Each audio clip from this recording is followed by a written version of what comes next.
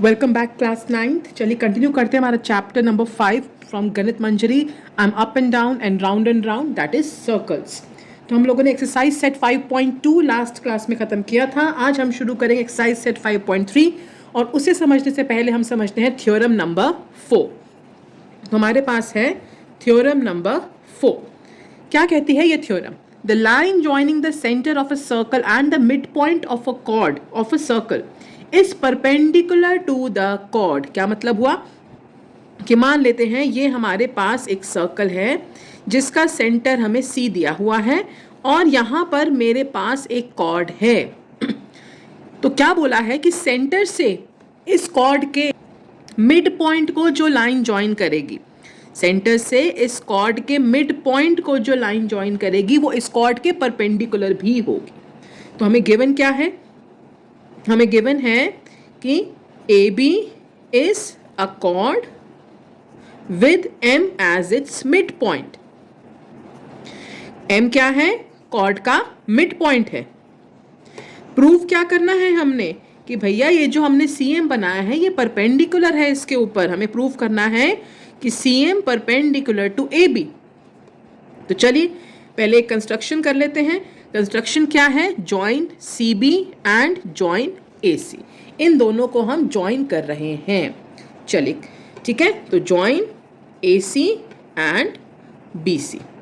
तो let's start with the proof. मैं इन दोनों ट्रायंगल्स को कॉन्ग्रुएंट प्रूव करना चाहती हूँ। कैसे होंगे दोनों ट्रायंगल्स कॉन्ग्रुएंट? AC और BC इक्वल होगा रेडियस।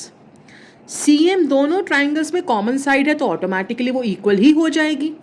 और AM और BM भी इक्वल होगा क्योंकि हमें M मिड पॉइंट दिया हुआ है। तो चलिए let's see triangle ACM and triangle BCM। इसमें क्या है मेरे पास? AC is equal to BC that is the radius.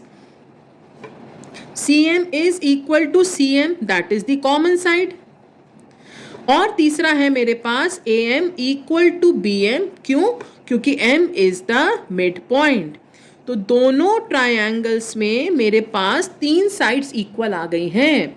तो इसका मतलब triangle ACM is congruent to triangle BCM by SSS rule. तो एक बारी जब ट्रायंगल्स कॉन्ग्रुएंट हो गए तो उनके सारे बचे हुए पार्ट्स इक्वल होते हैं। हम बात कर चुके हैं। तो यहाँ पे कंटिन्यू कर रहे हैं इसको हम कि एक बारी ट्रायंगल्स हमारे कॉन्ग्रुएंट हो गए तो इसका मतलब ये जो एंगल है, ये वाला एंगल और ये वाला एंगल, ये दोनों एंगल्स, ये वाला एंगल और ये वाला एंगल दोनों इक्वल हो जाएंगे। Angle AMC equal to angle BMC। Reason क्या आ जाएगा? CPCT, corresponding parts of congruent triangles. लेकिन अगर आप देखो तो इन दोनों एंगल्स का सम होगा 180। एक स्ट्रेट लाइन पे कोई भी दो एंगल या तीन एंगल या चार एंगल, जितने भी एंगल्स बनते हैं उन सब का सम 180 होगा। अभी दो एंगल है, इनका सम 180 होगा, इसको हम बोलते हैं लीनियर पेयर। तो यहाँ पे भी इन दोनों का सम 180 होगा। But angle AMC plus angle BMC is equal to 180 degree. Reason क्या आ जाएगा हमारे पास? Linear pair, because they are making a linear pair. अब ये दोनों एंगल इक्वल है। फ्रॉम वन मैं BMC की जगह भी AMC लिख सकती हूँ क्योंकि दोनों इक्वल हैं। So angle AMC plus angle AMC is equal to 180। That is twice of angle AMC is equal to 180, यानी कि एंगल AMC आ जाएगा 90 डिग्री। तो ये एंगल 90 आ गया। 90 आने का मतलब क्या हुआ कि जो CM है वो AB के परपेंडिकुलर है। हेंस प्रूव्ड कि किसी भी सर्कल में सेंटर से कोई लाइन सेगमेंट अगर कॉर्ड के मिड पॉइंट पे जाता है तो वो परपेंडिकुलर भी होता है। यानी कि सेंटर से कोई लाइन सेगमेंट अगर मिड पॉइंट पे जा रहा है तो वो ऑटोमेटिकली परपेंडिकुलर है, मतलब वो परपेंडिकुलर बाइसेक्टर है। 90 डिग्री पे भी जा रहा है और AB को बाइसेक्ट भी कर रहा है। या मैं कह सकती हूँ कि कॉर्ड का परपेंडिकुलर बाइसेक्टर हमेशा सेंटर से ही पास करेगा। कोई भी कॉर्ड है उसका परपेंडिकुलर बाइसेक्टर हमेशा सेंटर से ही पास करेगा। तो ये थी थ्योरम 4 कि सेंटर से कोई लाइन सेगमेंट किसी कॉर्ड के मिड पॉइंट को ज्वाइन करती है तो वो परपेंडिकुलर भी होगी। तो चलिए शुरू करते हैं एक्सरसाइज सेट 5.3। क्या बोला इस एक्सरसाइज के पहले क्वेश्चन में? Can you explain why the converse to theorem 4 is true? That is why does the perpendicular from the centre of a circle to a chord bisect the chord? Theorem 4 में क्या prove किया कि centre से कोई line segment chord के mid point पे जाएगा तो वो परपेंडिकुलर भी होगा। अब मुझे प्रूव करना है कि अगर हमने परपेंडिकुलर बनाया है सेंटर से तो वो कॉर्ड को बाइसेक्ट करेगा।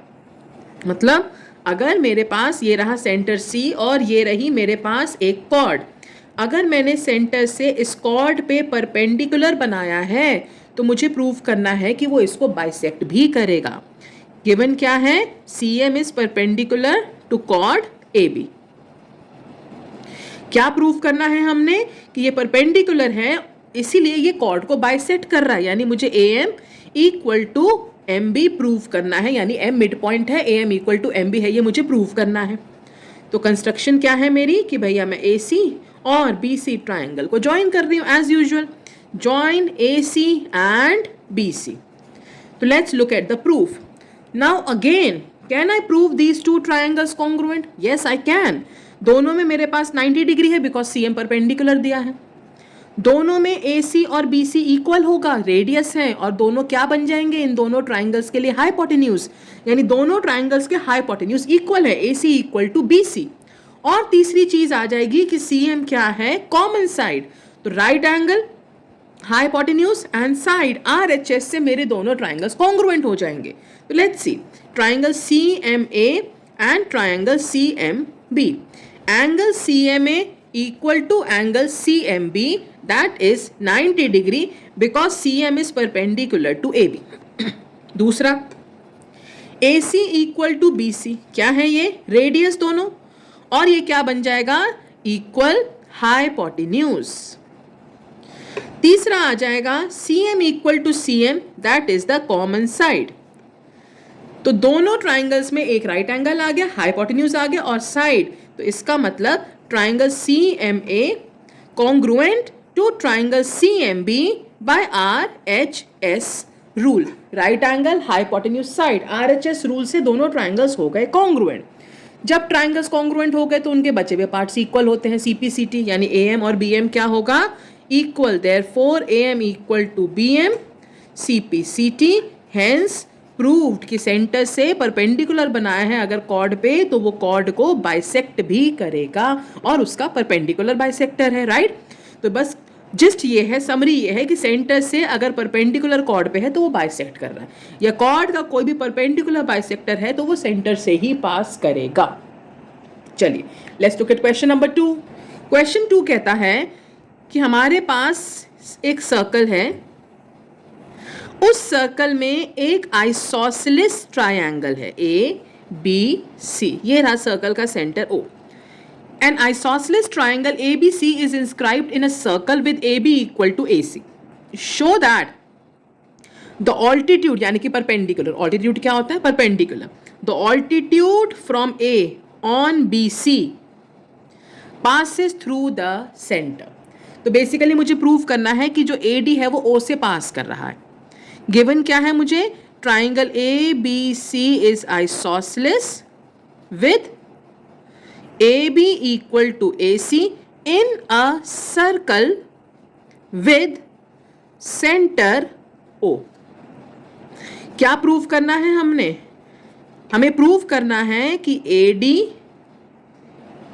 passes through centre. हमें क्या गिवन है साथ में कि AD क्या है, परपेंडिकुलर टू BC, ये भी हमें गिवन है।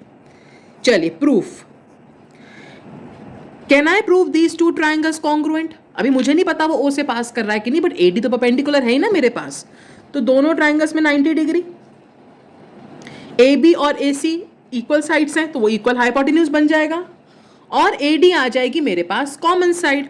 तो triangle ADB and triangle ADC, angle ADB equal to angle ADC, that is 90 degree because AD is perpendicular to BC।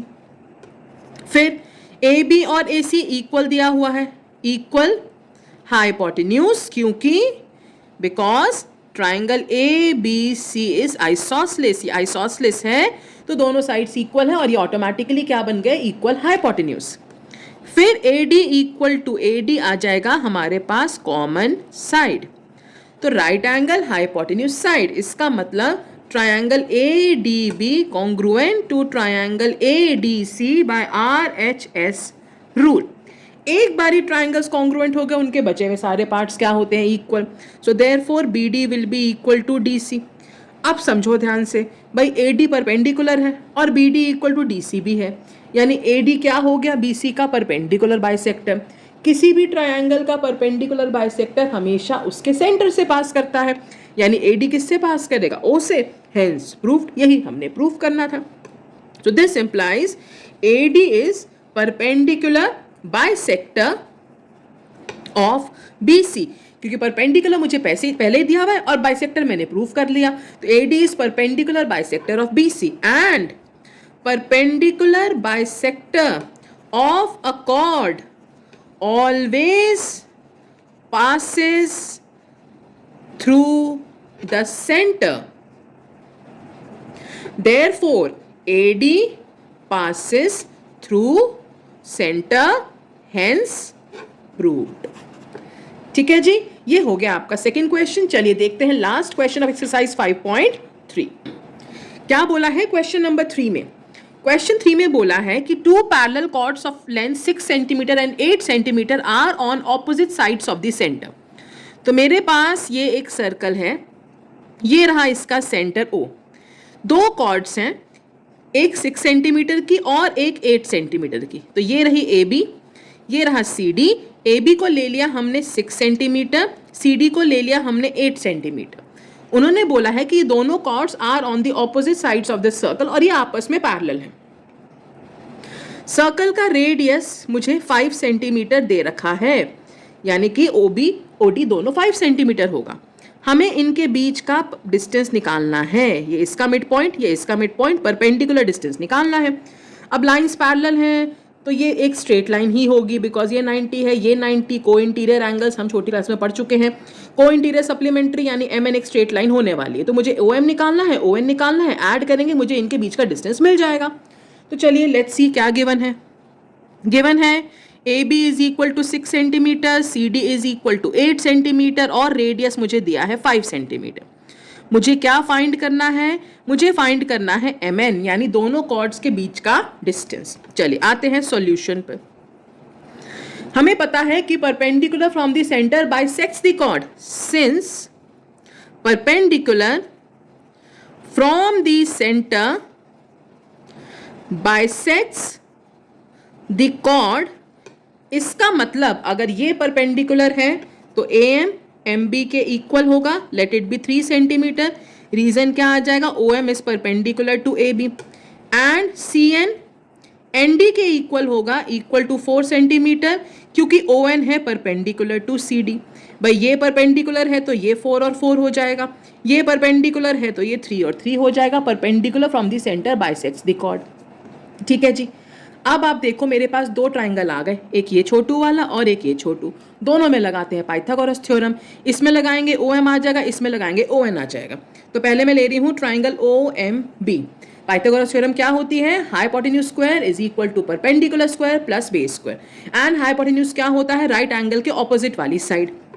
तो OB square is equal to OM square plus MB square. OB है radius यानी कि 5 centimetre, OM हमने निकालना है, MB है 3 centimetre. तो 25 और ये 9 यहाँ आके माइनस होगा, 16 आ जाएगा, यानी कि OM आ जाएगा 4 सेंटीमीटर. अब दूसरा ट्रायंगल मेरे पास नीचे वाला ट्रायंगल OND. इसमें ये राइट एंगल है तो OD हाइपोटेन्यूज होगा. OD square is equal to ON square plus ND square. OD है रेडियस 5 का स्क्वायर, ON स्क्वायर निकालना है, ND है 4 का स्क्वायर. तो ये 25 है 16, यहाँ के माइनस होगा 9 आ जाएगा. तो ON आ जाएगा हमारे पास 3 सेंटीमीटर. अब OM आ गया, ON आ गया. मुझे निकालना है पूरा MN. MN क्या होगा? OM plus ON. OM है 4 सेंटीमीटर, ON है 3 सेंटीमीटर, यानी दोनों कॉर्ड्स के बीच का डिस्टेंस कितना आ गया मेरा? 7 सेंटीमीटर. क्या लॉजिक लगाया इसमें हमने कि perpendicular from the centre bisects the chord. ठीक है जी. तो यहाँ खत्म होती है हमारी exercise set 5.3. Will continue with next exercise in the next video. Till then you please revise and practise and send me your doubts in the comment section. Till then take care all of you. Bye bye.